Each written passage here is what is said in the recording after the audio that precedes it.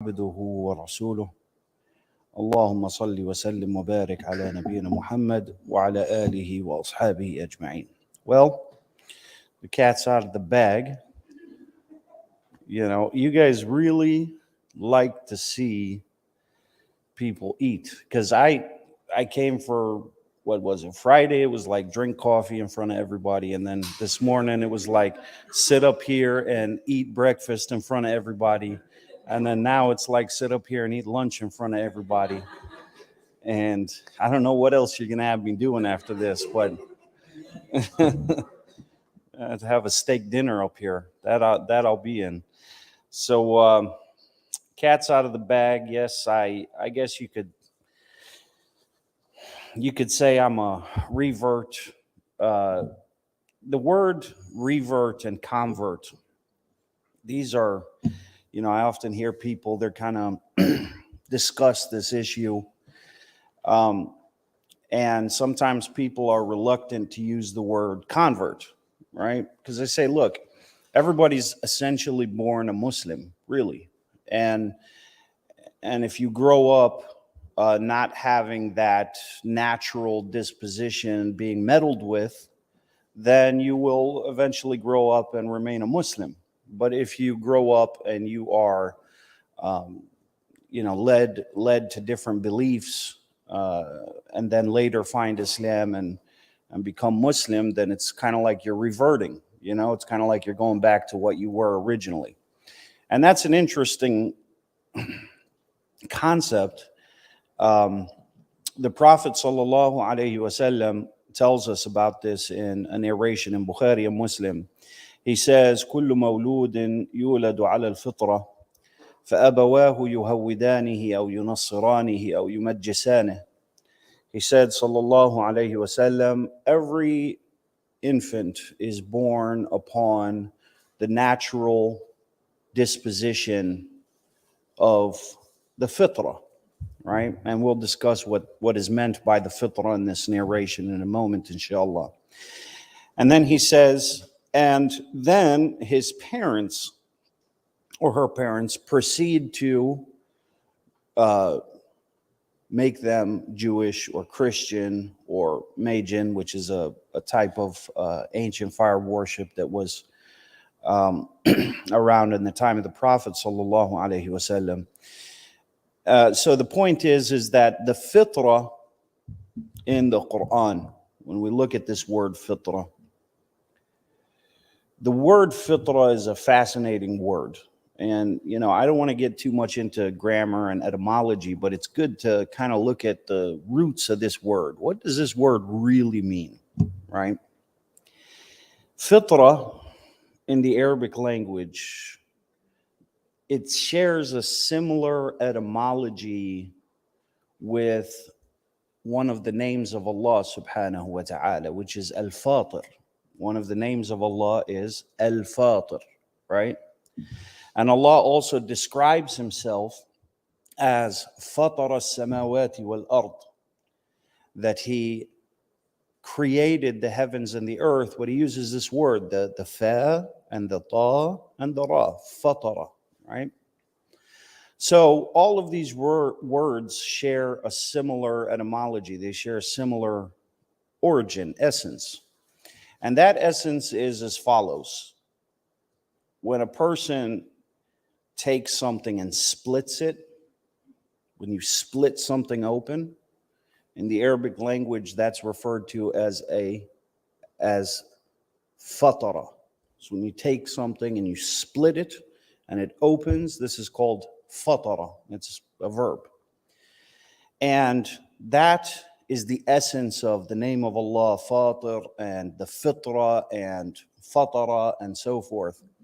What it really means is to create something from nothing, but not just to create it from nothing, but to also create it with great purpose.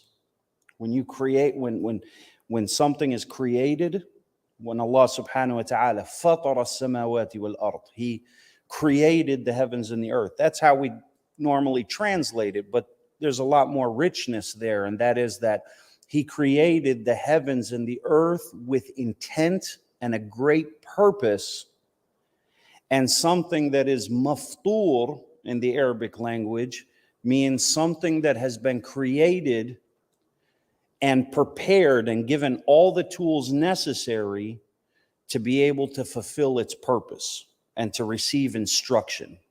So the fitra in the Arabic language is a reference to the human being has been created and endowed with tools in order to be able to receive instruction through way of divine revelation.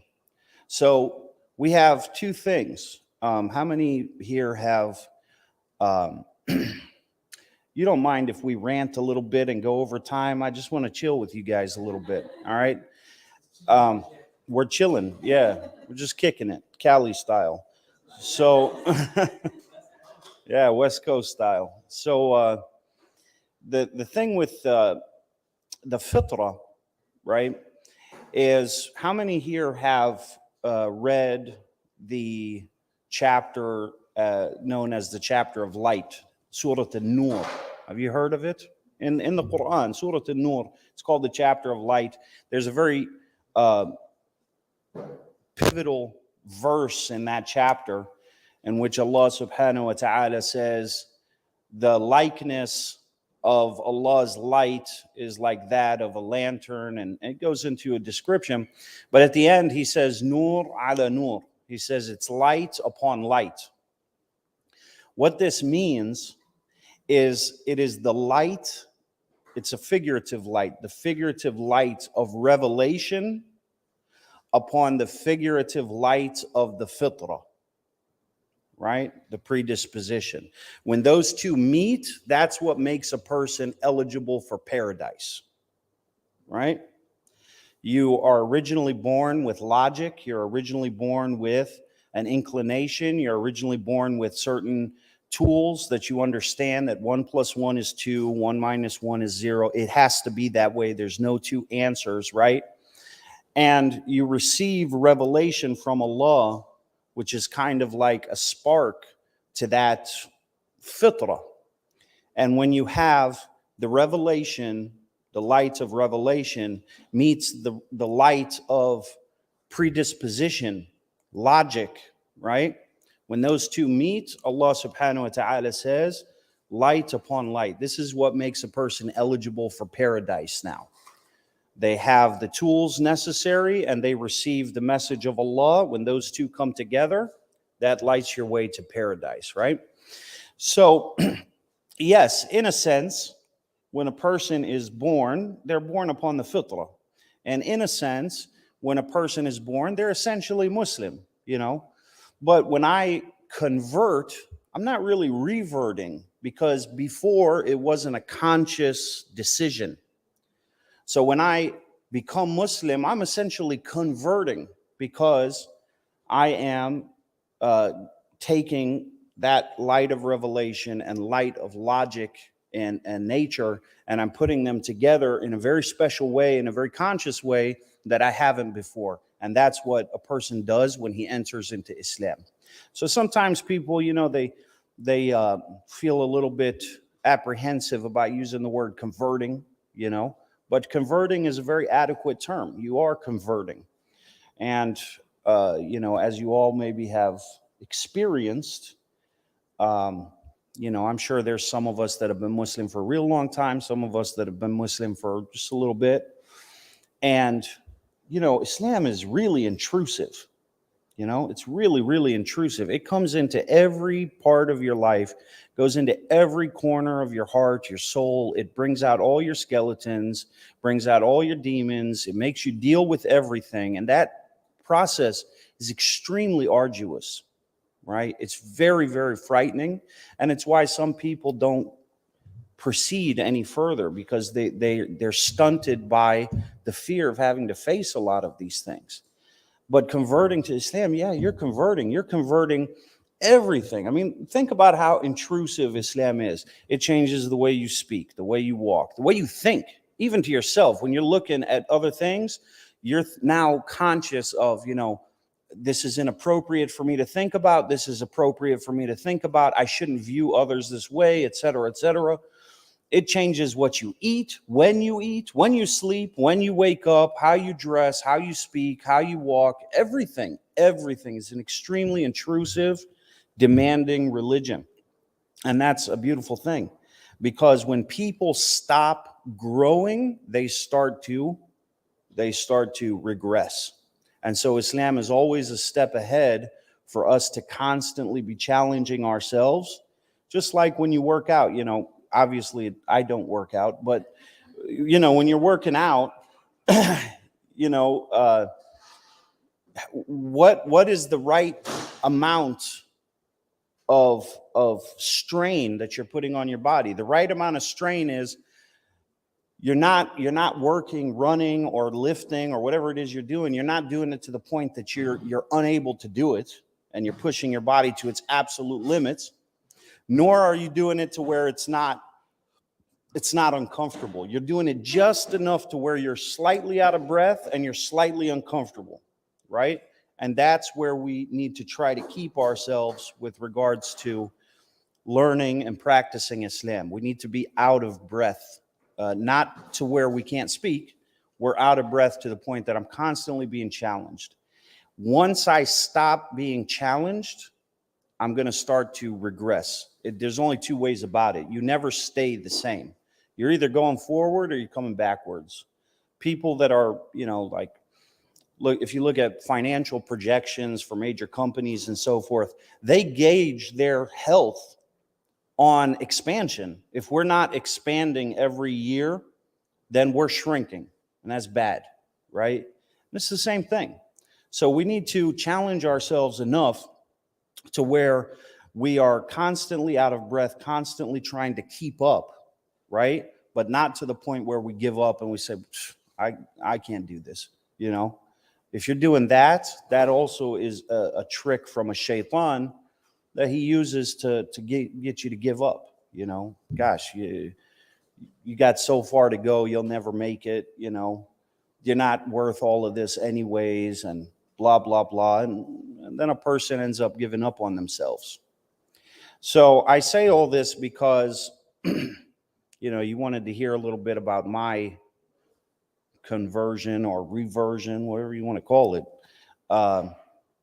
I've never really talked about this in public before, so it's kind of, got the big camera in my face and all that. But I'm hoping not many hear this, but I don't usually share this with many people. But I want to share it with you guys, and that is that, my father is Palestinian, and so my mother is white American. She just passed away a few months ago. May Allah have mercy on her.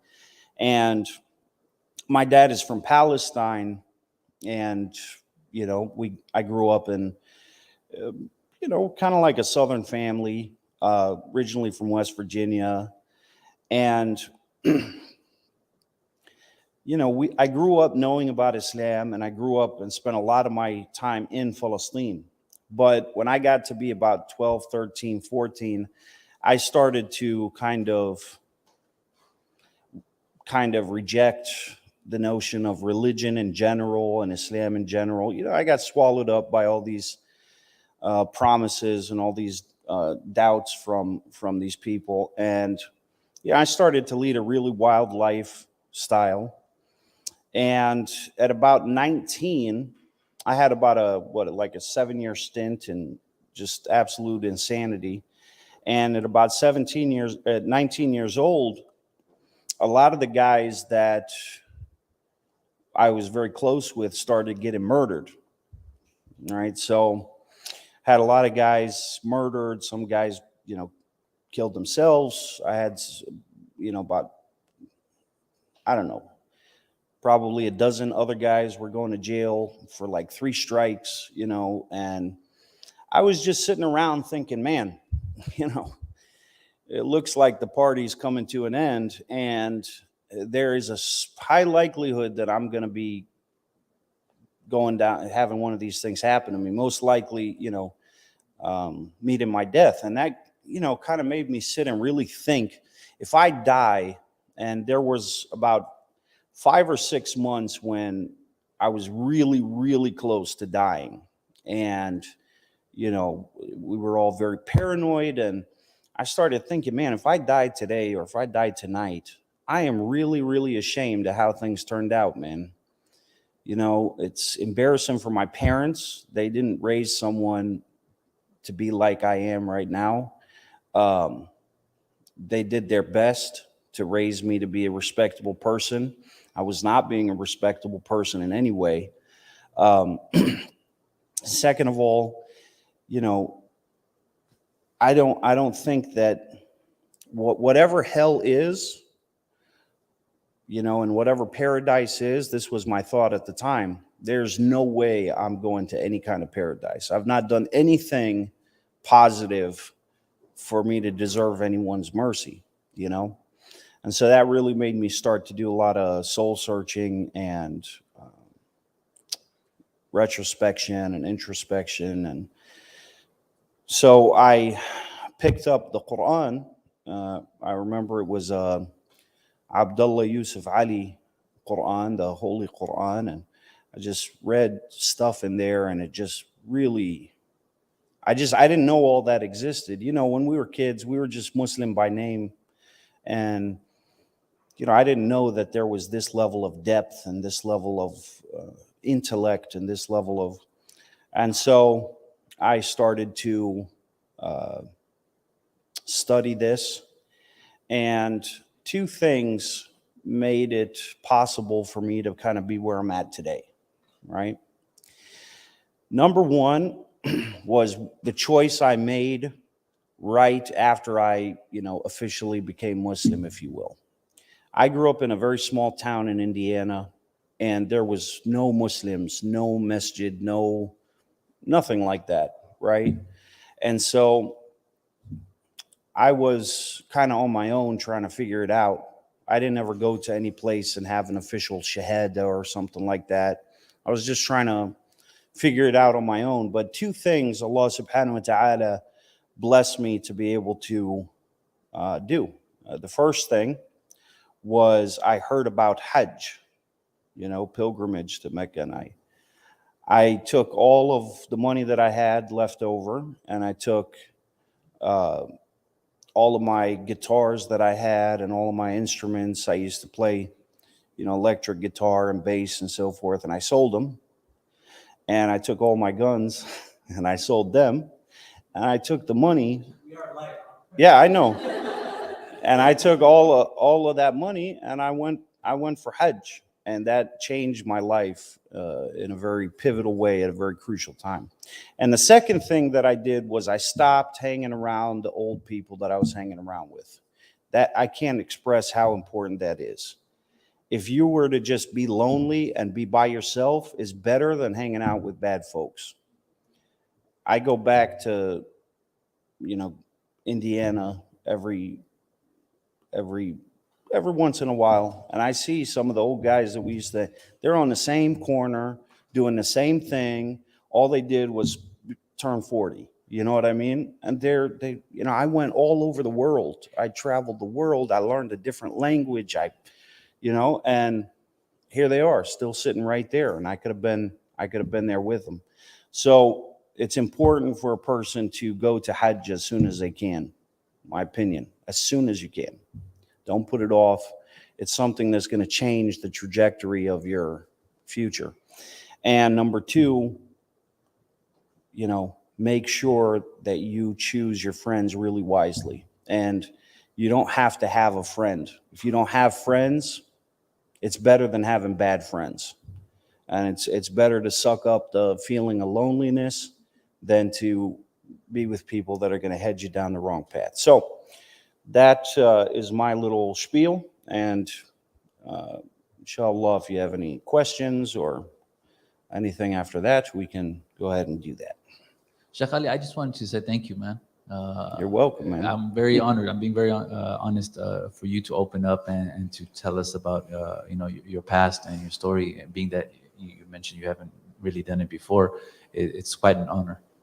Thank you so much. Thank you. It was heartfelt, and I think everyone can probably agree as well. So thank you so much. Yeah, it's probably the caffeine is having an effect on my on my judgment. Most people, when they see me, they're like, look at this little nerdy white guy. Well, not little, but, just, they don't expect that I had all these stories, So I'm sure there's kinda- some more, and Yeah. so we'll do our best to take those stories out of you and get some more. So perfect. Thank you so much. So, all right, brothers and sisters, let's go ahead and fire it away. So, if you have any questions for yourself on behalf of somebody, you're most welcome to ask. I'll come to Sister Yuki, then I'll come to our sister right behind her.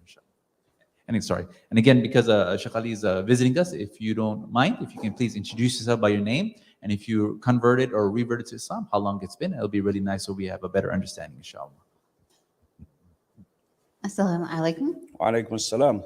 My name is Yuki, and I'm a revert, convert, whatever it is. I don't want you to feel like I'm saying you shouldn't say this. I was just explaining where this comes from, So it's been about 6 months. So I appreciate your story. And since you are a convert, and so are a lot of us, I want to know, like, how did you build your knowledge? Like, aside from Quran, what did you do to learn to expand your knowledge? It's a good question. What happened with me is I was about 21, 22, and I was just extremely, extremely curious to learn. I had so many questions, and whenever I would ask these questions, I'd always find an answer in the Quran and in the Sunnah. And I was just really, really fascinated, and I really wanted to learn as much as I could. I never planned for this to be the case. I never planned like, okay, I'm going to go to school and I'm going to be this big sheikh, and wear fancy hats. And that never was my idea. My idea was I just want to know. I want to learn. I want to be closer to Allah. And so I started first, and I didn't know what I was doing, and I would have changed things if I could. Like when I started memorizing the Quran, right?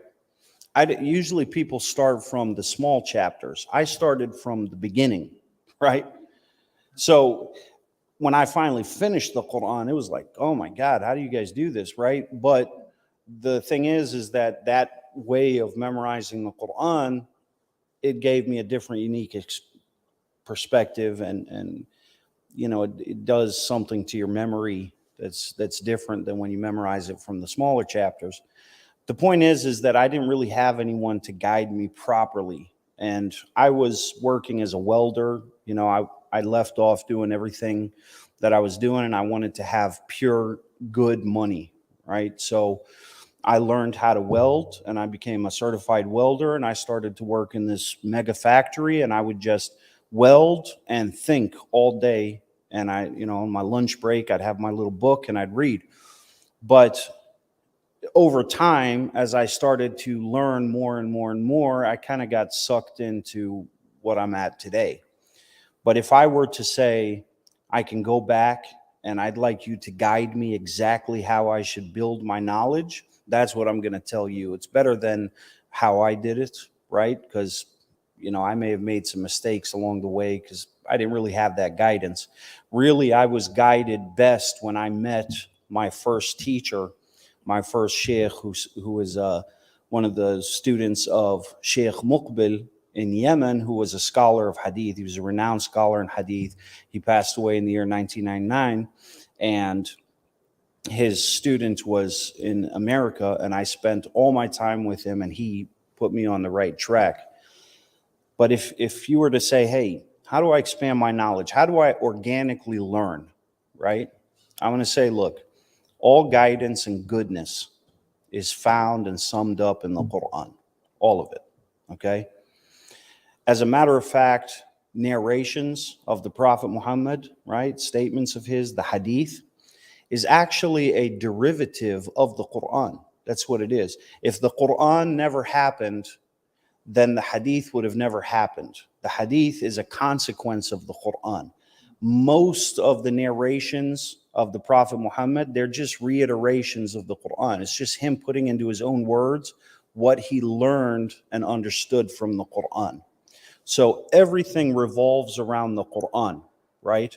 The hadith, the sunnah, is in authority the same as the Quran. If you find it in the Quran, if you find it in hadith, it's the same authority, right? What you want to start with is you want to start with the Quran. You want to start with as little outside words as possible and as much words of Allah as possible. So you're going to take a book like a translation of the Quran. My personal favorite, and I have a little knack for translating Qurans. I collect all of them and I try to read all of them that I get. And the best one that I've come across for the general public is a Quran, a translation known as Sahih International. I'm sure you've heard of it, right? It's known. I'm sure you could probably hook someone up if they need one of those, right? Yeah, is that the new Furqan? Okay. That's the clear Quran. So the clear Quran is a good example. It's a good one, right? It's new. It's been out for a few years. I found it to be good. It's not as easy and simple as Sahih International. That one is just straight. It's modern English. And actually, it's a group of sisters in the 90s that converted to Islam, and they learned Arabic, and they made this committee, and they translated it, and that's what the translation is. It's Sahih International. Really good translation. So I would start with that. You want to take every verse in that book and you're going to read it contemplatively. You're not going to read it like a novel. You're going to read it one verse at a time. Try to, why does this verse say this? Well, what does this mean? You need to have questions. Be interactive with the book. And that's how you learn from the Quran. Why am I reading this now? Why does Allah want me to read this verse at this moment in my life? So you're going to do that, and you're going to set a time aside every single day until you die, right? That you're going to read the Quran 45 minutes, an hour of contemplative reading. Once you do that really good and you feel like you know the Quran really well, now you need to give the Quran some context, right? You need to give it some context. So you need to feel, how did the Prophet Muhammad, in his circumstances, how did he see this verse, right? And when was this verse revealed to him?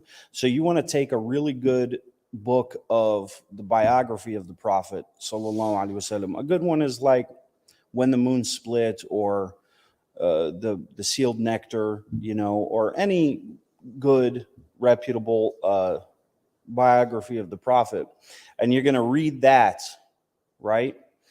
And that way you're going to see how things were at that time and what was going on for these things to be said. So you're going to give these verses some context.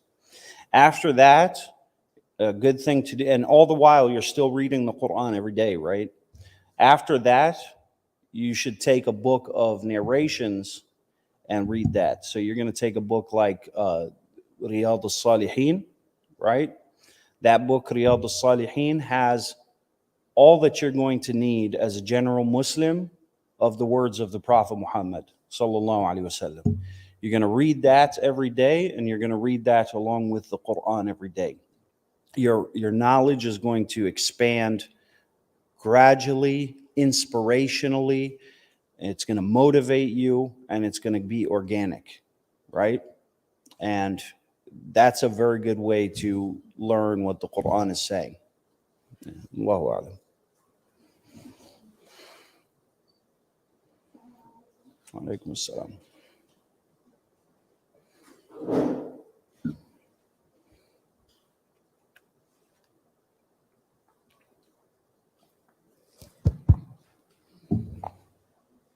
Assalamu alaikum. Alaikum My assalam. name is Noor. I'm a Muslim, alhamdulillah. I just wanted to ask you for the newly converted people, how they can fix their faith or doctrine. Like, if Fi- there's any way to fix our Fix our faith, faith? belief, I'm not sure. Could you be more specific? What do you mean? doctrine. Hmm? How we can fix it? Like make it like true belief. All belief starts and ends with the Quran. If the Muslims spent more time with the Quran and gave it a more serious position in their life, things would be totally different in our world today. Right? The Quran is what changed people. And that's what led people to be what they are. And the Quran is what cultivated the first generation of Muslims, the disciples of the Prophet Muhammad. That was their instruction, and that was their, technology to become better and to become closer to Allah. All faith and iman, and it all starts with the Quran. And so a lot of the problems that we have is because we think we know what the Quran says, but again, the Quran is a real scary book. It makes you change a lot of things about yourself, it makes you reflect about things you're uncomfortable thinking about. It makes you embarrassed about some of the things you do or you've been doing or the way that you are, and it challenges you. And so a lot of us don't want to read it. And then we act like, well, I don't have time, or I'm busy, but we're really afraid of it. That's really a lot of the problem. Okay, do you know any resource for tafsir? Translation is tafsir. When you take a translation of the Quran, that's essentially a tafsir. A person who's translating is understanding what the words are saying and saying it in other words. That's what tafsir is. So for a new Muslim, you want to stick with the most simple, basic translations of the Quran, and those that are not, motivated by any kind of political agenda or otherwise. Sahih International, the clear Quran is okay. And if you want something more expansive, the Holy Quran is good too. Thank you. Is this Catherine? Okay. Welcome, Sister Catherine and Sister Laura. Assalamu alaikum, Shaykh. Alaikum assalam. Yeah, you probably already know Abu Bakr said something along the lines of death is closer to us than the strap of our boot. I share a similar experience. I'm a cancer survivor, so Wow. that was something that really was the catalyst to me becoming closer to God and accepting SubhanAllah. Islam, alhamdulillah. So you're talking a lot about, how new Muslims, it's very overwhelming when we Yeah. convert, all of the baggage, quote unquote, that we carry when we do accept Islam. Mhm. I think a lot of people sometimes think that, the heavens open and all of a sudden, just because you accept Islam, everything goes away. It's not really like that. And Yeah. so I was just wanting to know, like, what your advice or your suggestion is as to how we can stay Muslim while trying to overcome all of these things. Because, I've seen so many Muslims or reverts come to Islam and then leave and, never come back. And it's probably because they're going through all of this stuff that they're going through. And it's like, how can we remain Muslim through all of the stuff we go through? Well, a lot of the issue is that, Allah subhanahu wa ta'ala, He tells us the source and the reason why a person who understands Islam and then, believes in Islam, enters Islam, understands it, and then later leaves Islam and apostates from Islam, He tells us that the reason for this in the Quran, everyone who leaves Islam, it is because of a desire in one shape or another for the life of this world. This person has chosen consciously that the life of this world whatever aspect of it is more valuable to me than the hereafter.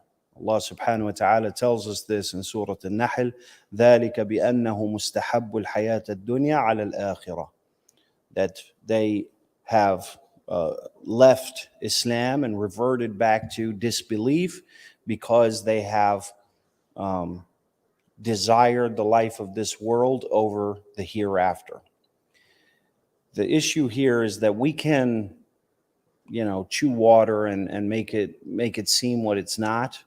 But at the end of the day, everyone who becomes Muslim and accepts Islam, if they truly accept Islam and it touches their heart, they know that whether I'm Muslim or I'm non-Muslim, it's not going to make me rich or poor. It's not going to change my life. I change my life based on how much I want to practice and how much a person may become pressured to, leave off certain practices of Islam because they're in a bad setting or they have bad influences or what have you.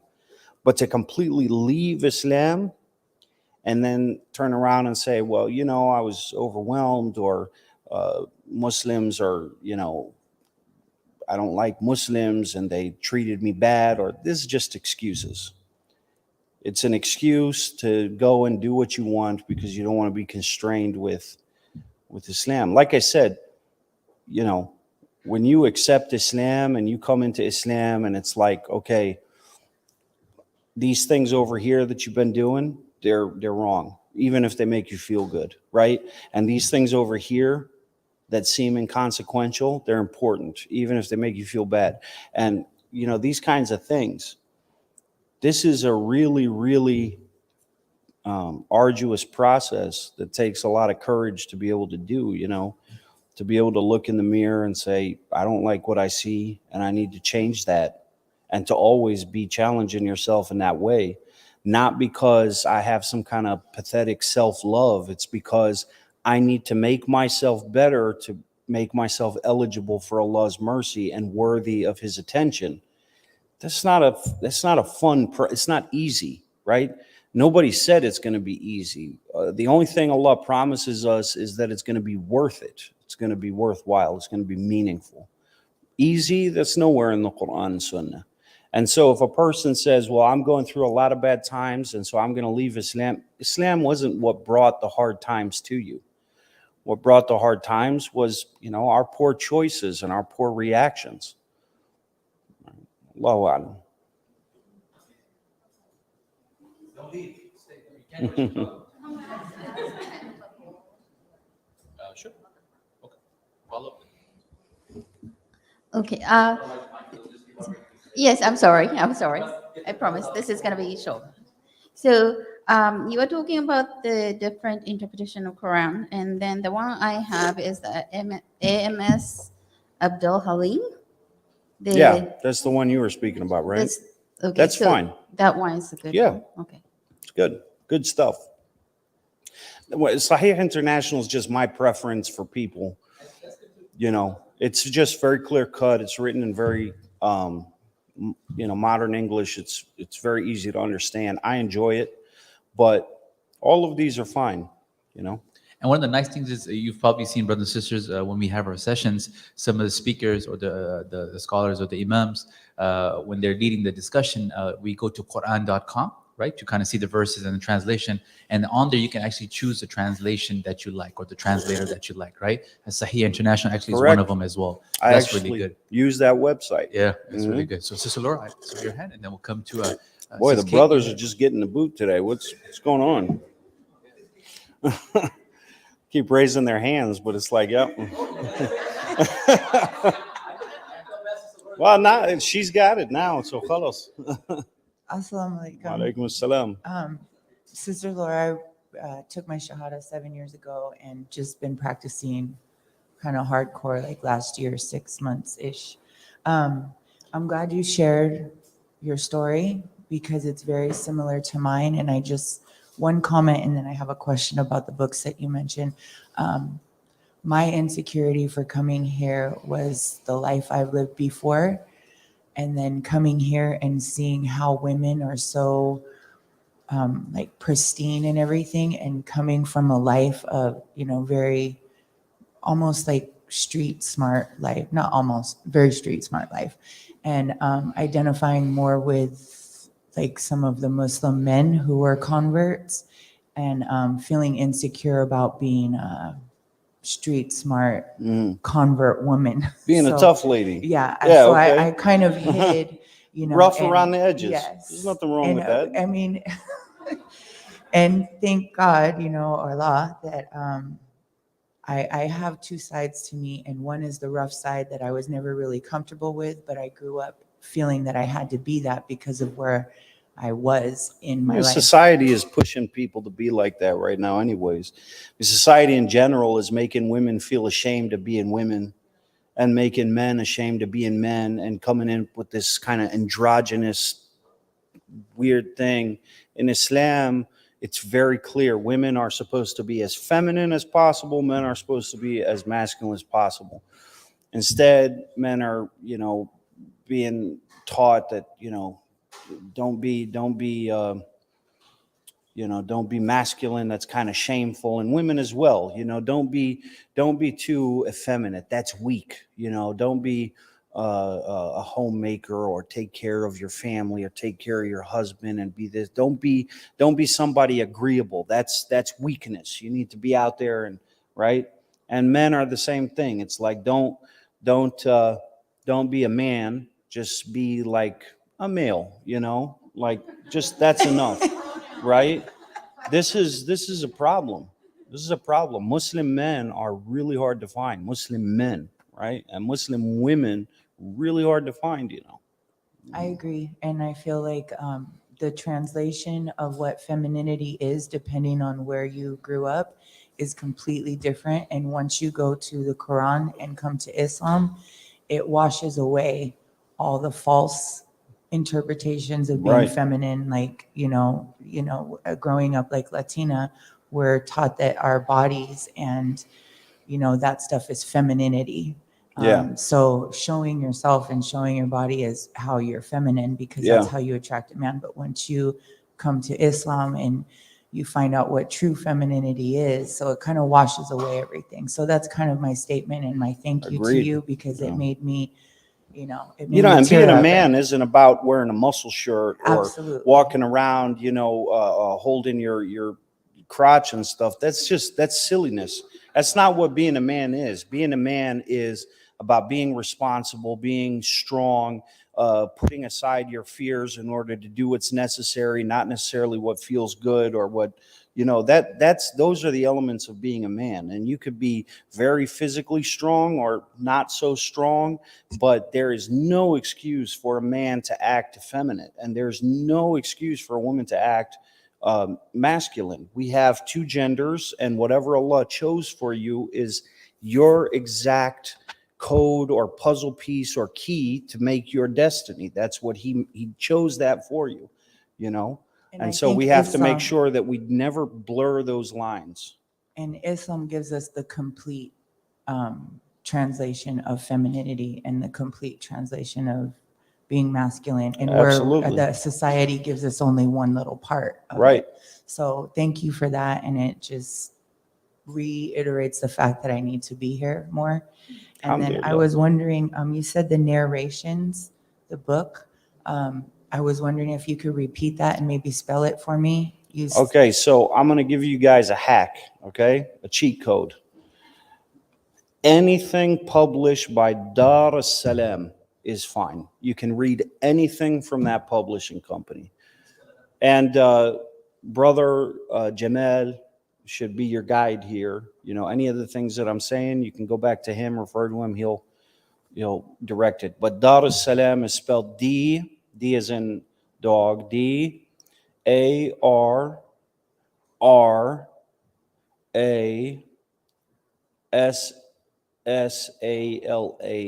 I think. I believe. Dar es Salaam, something like that. Dar es Salaam, they have a website, they have books. Anything translated or published by Dar es Salaam is fine. It's trustworthy, it's good. Okay? And there's a book published by Dar es-Salaam with light commentary called Riyadh as-Salihin. So I'll spell it for you. RIYADH.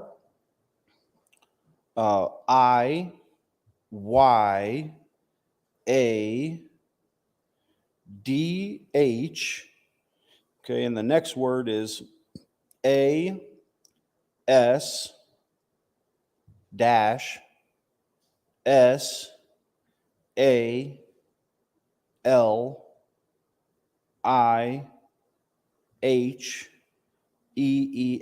I believe. I think so. I'm trying my best.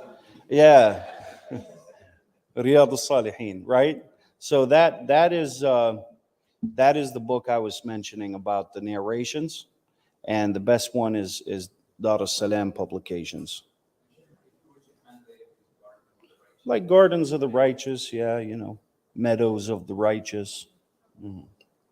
Assalamu alaikum. Alaikum assalam. My name is Sister Shaykh, and I despise this word because I feel like we have a hierarchy, but I'm supposed to be labeled as a revert for the past 15 months. Right. There you go. So there you go. Okay. You've been So- branded. You can't escape it. And I'm so glad all these topics were touched on before me, because to piggyback, I was Southern bred, Oh, okay. and you don't leave that. Yeah. And Islam is not a culture thief. Right. So I still have my guns and I still do all Good. that other stuff. Right. And I'm learning to be more feminine. But my daddy always let me play with the boys so long as I didn't dress like one. And Right. That was his rule. Right. So in Islam, I know it's different. We don't do Yeah. that. But still dress like a woman. So my issue is sometimes people will take out of context being opinionated, which is just a natural Southern thing, Mm-hmm. versus being loud. Oh, she's just loud. Mm-hmm. And I don't feel anyone is a gate. This is what I'm struggling with, as Sister Catherine mentioned about, when people leaving, because sometimes people, not her, I'm saying just in our ummah, collectively, they'll act so self-righteous and Yeah. swear she's going to, where. And it's like, you're not the gatekeeper, Right. So with that being said, this, and I don't know if you want to touch on this, but this issue going on in Iran, I've been the first one, and nobody here has judged me. I've been the first one to say, oh, but we shouldn't have no division, or Shia brothers and sisters, and da-da-da-da.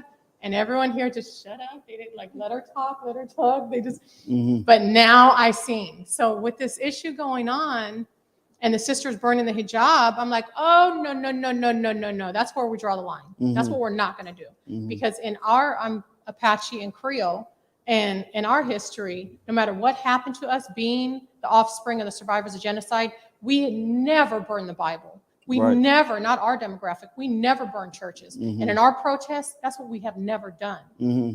And so we're not about to do this now. Right. And I would like to know your opinion on that. Well,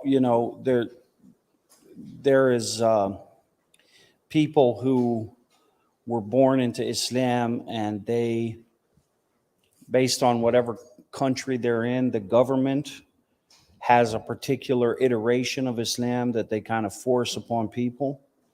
And so people start to look at Islam as being the oppressive force, when it's really not Islam. It's just the way that some people are using it or twisting it in order to control people and hurt people and oppress people and repress them and so forth. So, when you see people burning hijab, for instance, they're doing this as kind of a revolutionary statement against the government. But really what they don't understand is the hijab has nothing to do with the way that your government particularly enforces it. It has to do with the way that a person wants to be viewed in the world. Do I want to, as a woman, do I want to be nothing but an object? Because that's what it is. That's what hijab is about. We can talk about,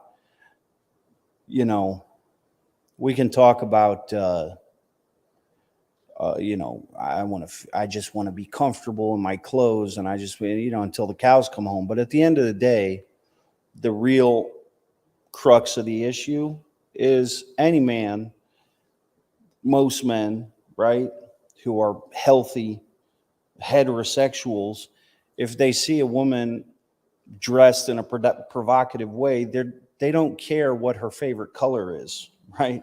They don't want to get to know her and know what kind of ice cream she likes. That's not what comes to mind. And she knows that, right?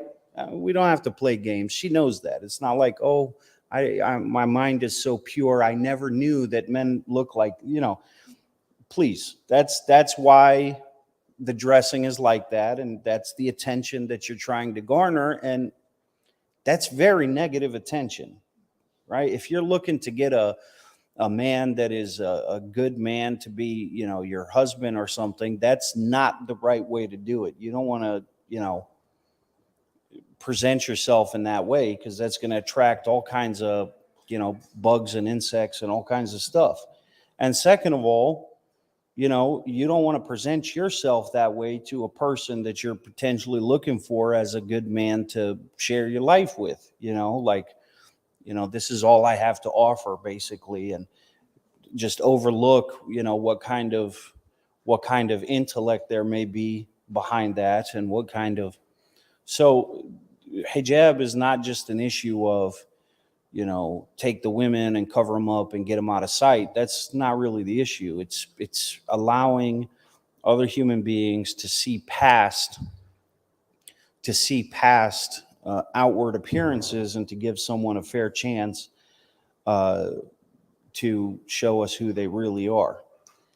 And also, hijab is, I'm sorry to say this, ladies, but hijab is also good for women amongst each other, because women are walking around in the street. It's like a big fashion show, and everybody is trying their hardest to one up the other and to be like fancier than her and like this of her. And when we're all wearing hijab, khalas, it's like wearing uniforms at school.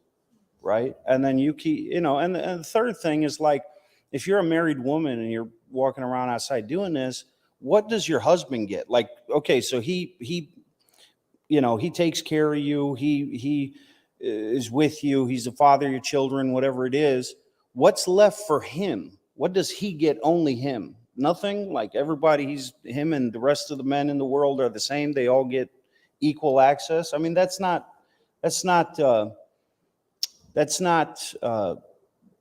it's even from a logical perspective, it's just not a good way for us to present ourselves. It's getting worse and worse, and I feel bad for women, because, in this society here in America, where the idea is, liberating women, we're not really liberating them. We're forcing them to wear uncomfortable shoes that they don't want to wear, 6-7 inch heels that God knows they would never wear if they were on their own. Most of them carry a pair of sneakers in their purse or something. And, I can't walk outside without dolling myself up, because God forbid someone see this little blemish or this and judge me for not being someone who is worthy of their attention, and so on and so forth. We're not liberating them. We're making things really hard for them, because they feel they have to live up to a certain beauty standard that's unattainable. No one has that beauty standard. Only if you're a computer program. No one has that beauty standard, So, Allahu Alam. Anything from the brothers? Assalamu alaikum. Wa alaikum assalam.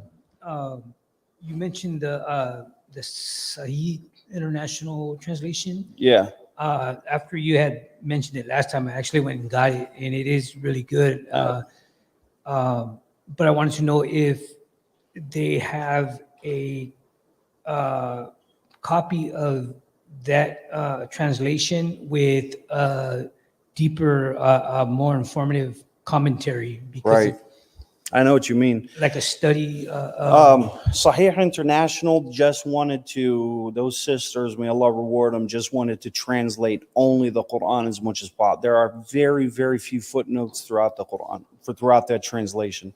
If you want really good footnotes, the best that I've seen, in my opinion, that even as I read Arabic and I can go to the sources I still read for pleasure, is the Holy Quran by Abdullah Yusuf Ali.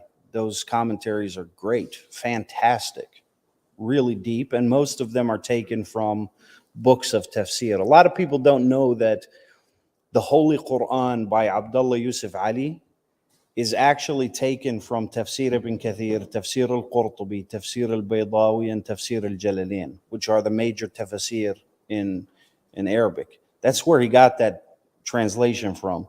So the translation itself is very good, very accurate for the most part, and the commentary is really good.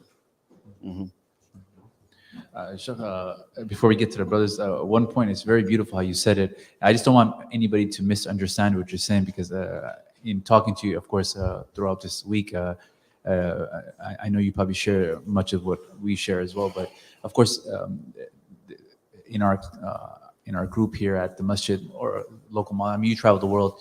Many people are different spiritual levels, if you will, right? They might not be wearing headscarves. They might be wearing clothes that might not be as appropriate, but they're trying, right? So I just don't want someone to take a caption of what you just said earlier No, and misunderstand. what we're saying is that's the purpose of hijab, Right.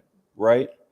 And the purpose for taking it off of for society, pressuring women to take it off and to expose themselves in just a very vulgar way. This pressure should be re-examined. The purpose of hijab are the reasons that I just mentioned, but I mean, certainly we all have our journey and we're all on our path to try to become better. And, there's other things that are a part of a woman's life as a Muslim woman beyond hijab. Hijab is not the epitome of righteousness, right?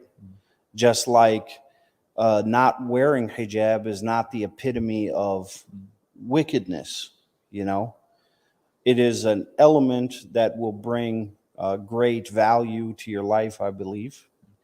And it's something that we should all aspire to practice, even if we don't practice it, Thank you so much. I just didn't want somebody to misunderstand because, as you know, many people, when they're embracing Islam or coming to the faith, we just don't want to. I'm telling you, overwhelm in them, this step by society, I step. can't imagine how difficult hijab must be.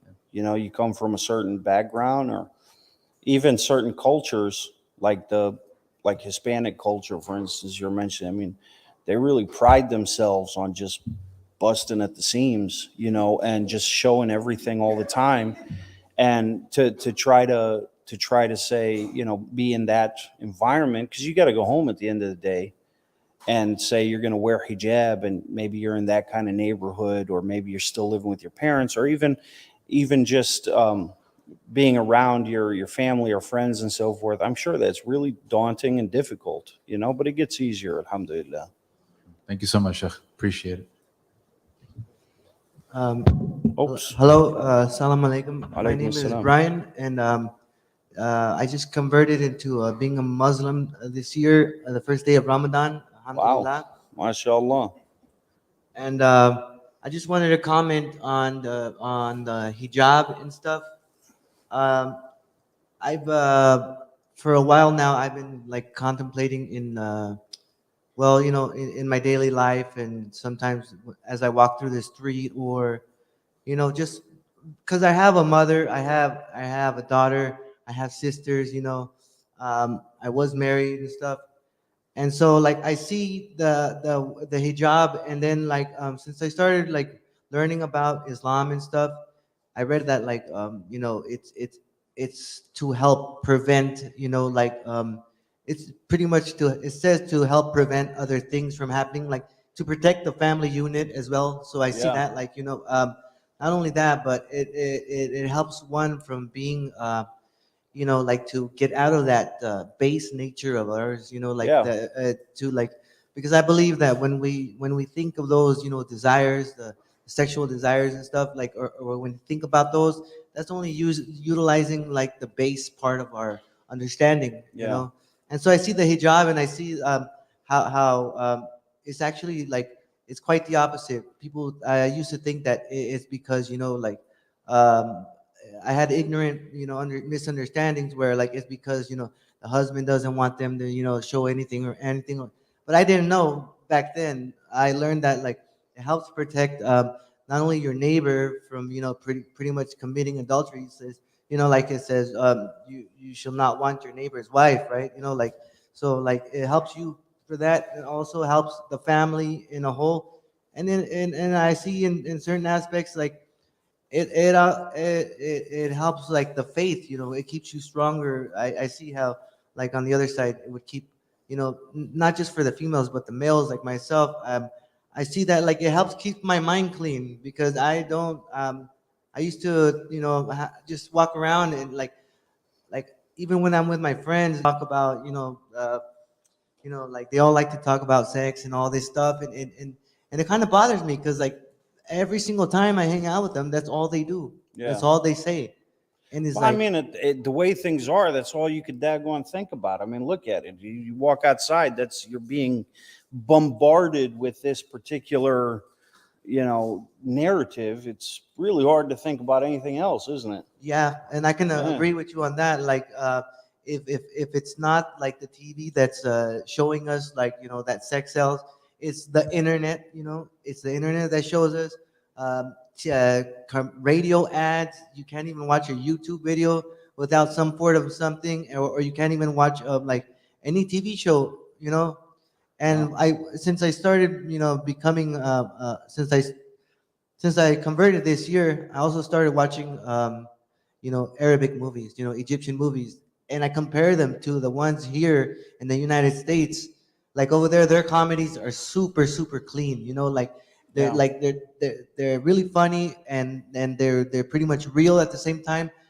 And then I understood that we don't need this sex or alcohol in the movie to make it funny or to make us want to see it. Yeah. I I mean, don't and know. there is another aspect to that, and that is that consumers, that's what they want. If it's not saturated with these things, they don't want to watch it. It's boring. So it feeds off of each other, supply and demand. Yeah, thank you. Yes, sir. Assalamu alaikum. Alaikum assalam. My name is Donald Bird. I've been Muslim about 11 months. And one thing I want to say is like with the women, the sisters, it's like y'all winning. You know what I mean? Society is afraid of what they can't control.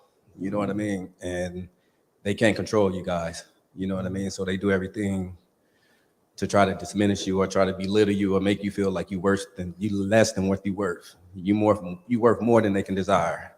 So don't let them discourage you. Be all that you being, because y'all winning.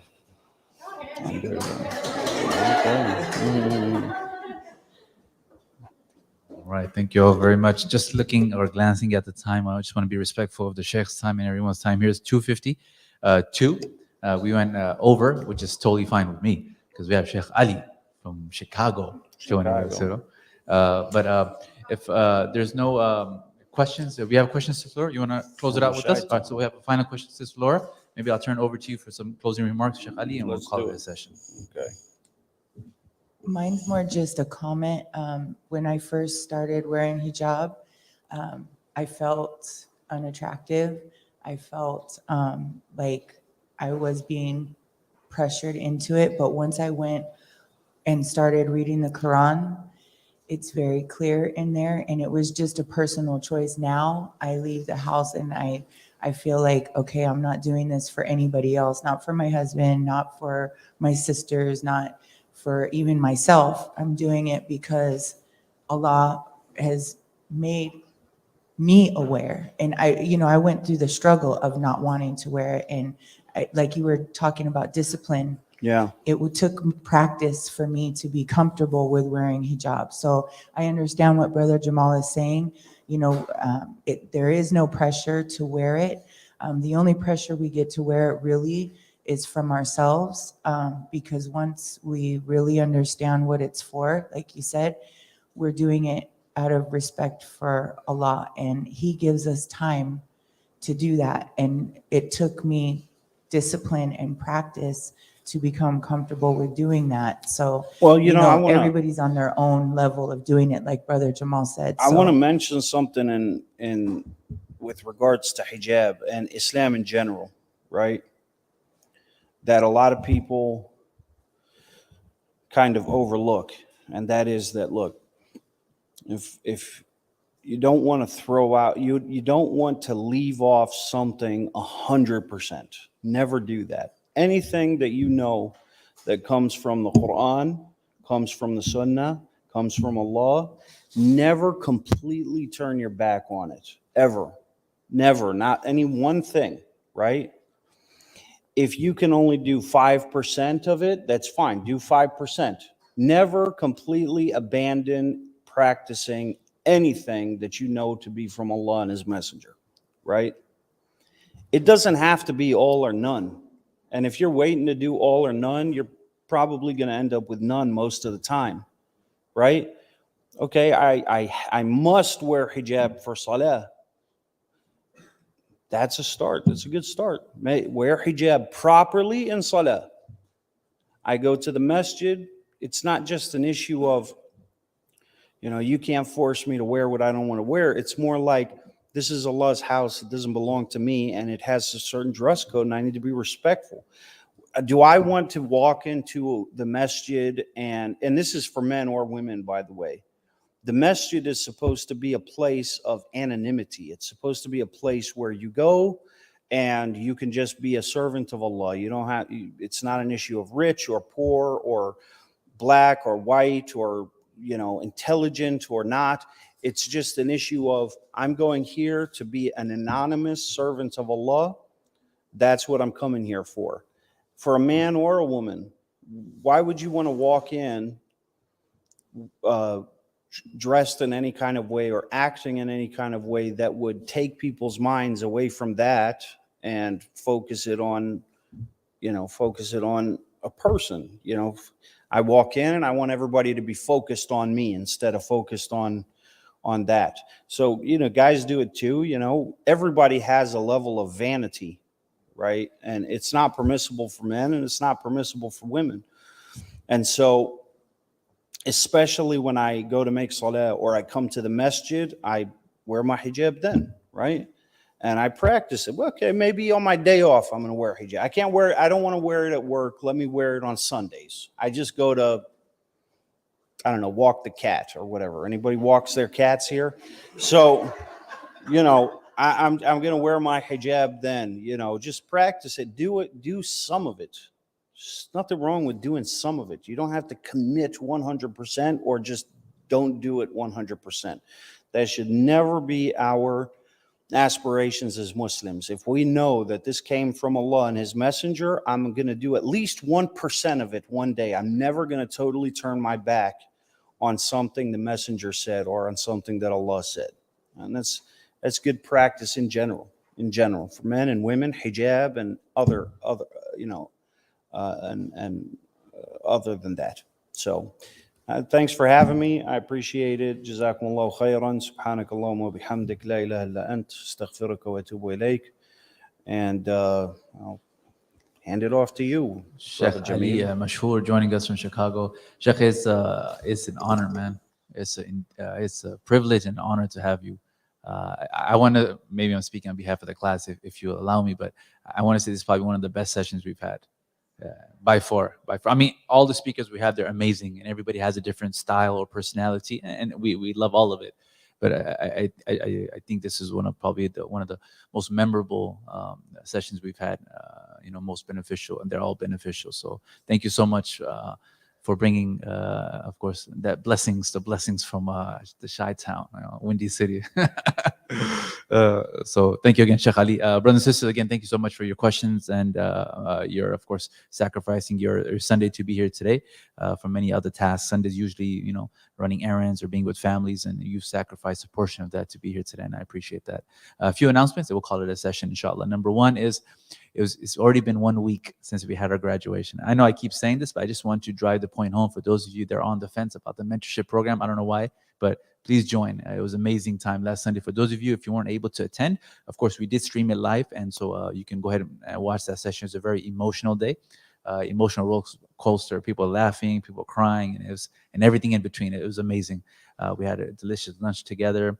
people from different faiths came to support their son, their daughter, their nieces and nephews, etc. It was really nice. Jumpers for the kids, all that stuff. It was really nice, inshallah. So if you haven't as of yet got the chance, please go back and do see that session. If you're interested in the mentorship program, just message me on the site, and I'll be more than happy to get that started. A few of you have completed the requirements for either being a mentor or a mentee. I'm so sorry. Just be patient with me. I'm trying to catch up. I'm one person, and this department is expanding very much, and I'm very happy.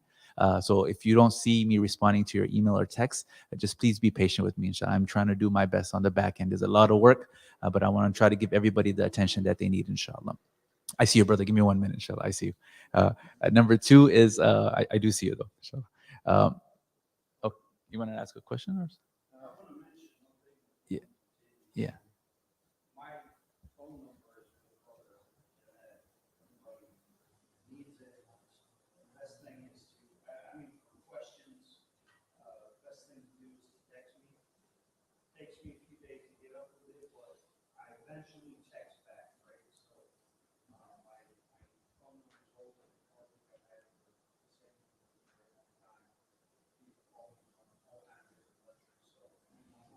Yeah. Yes. I appreciate it. Thank you so much. A lot of pressure, Shaykh. Something go wrong, man. I didn't, I didn't pass it over, brother. But yeah, of course, if anybody's interested, just message me. I'll be more than happy to get Shaykh and Shaykh Ali's number. By the way, something interesting I found out about Shaykh Ali yesterday. He studied and lived in Trinidad for 10 years, right? Trinidad. You got the beautiful accent, like the from Trinidad. Yeah, it's just beautiful. I say that because Brother Abdulati is not here. He's originally from Trinidad, and he's not here today, but he embraced Islam. So it would have been a beautiful connection, Yeah, amazing. So 10 years he was actually in the Caribbean. So yeah, alhamdulillah. Sure. We'll take a break. 1 second. Don't leave. There's an important announcements. My idea is woman makes a decision. In this story of man, you are always the decision. So if you come and say you want to have a job or not have a job, you know about who we are. They have to make a decision. It's up to them. If the woman wants to come out, if the woman wants to come out without the job, you can't say nothing because they're going to kill us.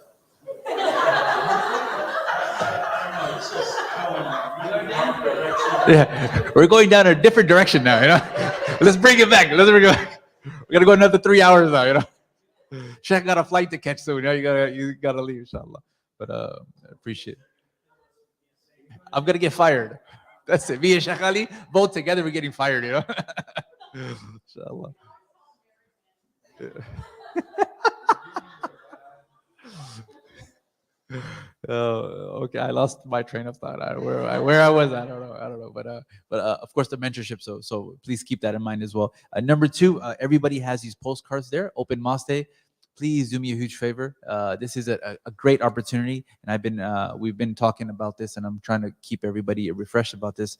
The mosque is open all the time throughout the year, so I don't want you to think just one day of the year is open. No, that's not the point. This is a day where mosques are unified throughout the nation for the most part to open up their doors of the masjid, the mosque, for guests of different faiths, non-Muslims to come and just experience, if you will, the prayer, Muslims, halal food, but to learn about Islam. Right, to come back, as we were saying, to the fitrah, so doing our best. So please, everybody in here knows people of different faiths. There might be family members, there might be friends, there might be co-workers, it might be your neighbors, right? This is a great opportunity to personally invite them and then accompany them as well, right? Back in 2019, we were blessed. We had probably close to 150 people that came out. Which is amazing, right? The house was full in terms of guests coming out. I'm not saying about the numbers. What I'm saying is the response that we get, just as simple as letting people know, hey, the mosque is open, come by, meet your Muslim neighbor, ask some questions, and let's get down and have some delicious lunch or something. You know what I mean? So please keep that in mind. So everyone, please keep this. We do require registration so we can on the back end fix the logistics, the food, and all that good stuff. We have lunch and all that good stuff. So please take this. If you're part of another community or traveling to another community, you might be at another mosque. Because some of us, we do travel at some distances. There's a number of these outside on the guide table, our outreach, our dawah table. Just grab a few, keep them with you. If you're ride sharing, keep keep some with you. But you never know. You never know. Just keep some with you if you don't mind, inshallah. Sis Yuki, is it on the open mosque day? Good question. Yes. So on that day, we don't have a class. The open mosque day, if you will substitute that class, right? So I encourage you all to join. At least bring one person. We can all bring one person from a different faith, right? So please try to do your best. We have a really good program in store, inshallah. Of course, as we are closing, please don't forget about the food that's in the back. A lot of coffee. The brownies and the cookies are amazing. Sorry, I was eating as you guys are doing questions. If you haven't as of yet tried the brownies and the cookies back there, delicious, by way of Sister Yuki, who personally made them earlier today. So yeah, please. I will pause, and I would love to have my teacher speak first. No, I just want to mention. I feel like it's we didn't conclude that idea. I want to also mention not just the issue, and we're speaking about hijab and other than hijab, but specifically hijab. When we said it doesn't have to be all or none, sometimes we can wear hijab, like one day a week or certain times, and try to build up that discipline. But not just that, but it also doesn't have to be I'm either wearing total fantastic hijab or I'm wearing, total anti-hijab. There's also a level of I'm going to start to dress a little bit more modestly in general, right? I'm going to start to change a few things about how I dress in general. Maybe clothes could be a little bit looser, or maybe a little bit less loud, or things like that. It doesn't have to be, again, all or none. We have to kind of lose that idea of all or none. Let's say, for instance, a person doesn't generally pray at night, like after Isha. It's good to pray night prayer, extra additional prayers. Let's say a person doesn't do that. But one day they find themselves in a circumstance where they have time, they're awake, and they can pray. Just because you don't usually pray doesn't mean I can't capitalize on this moment right now and do it. And it's not like that doesn't mean anything unless it's consistent. It means something. That means something, right?